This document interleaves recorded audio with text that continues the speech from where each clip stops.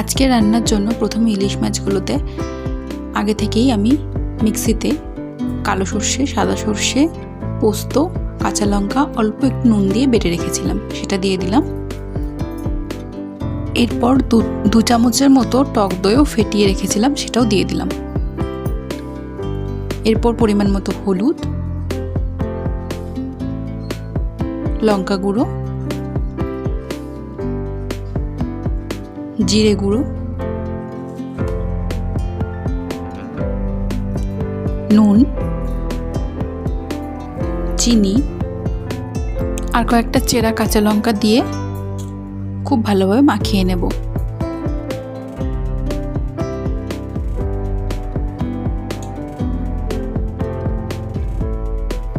এরপর মাখানো হয়ে গেলে ওপর থেকে কিছুটা সর্ষের তেলও দিয়ে দেব।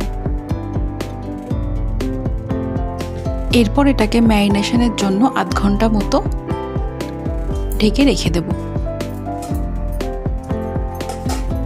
এরপর কড়াইয়ে সর্ষের তেল দিয়ে কালো জিরে আর কয়েকটা চেরা কাঁচা লঙ্কা ফোড়নে দিয়ে দেব।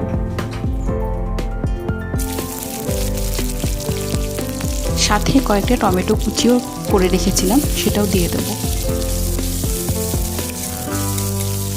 টমেটোগুলো একদম ভাজা ভাজা হওয়া অবধি এটা করতে থাকবো। এরপর যে ম্যারিনেশন করে ইলিশ মাছটা রেখেছিলাম সেটাও দিয়ে দেব।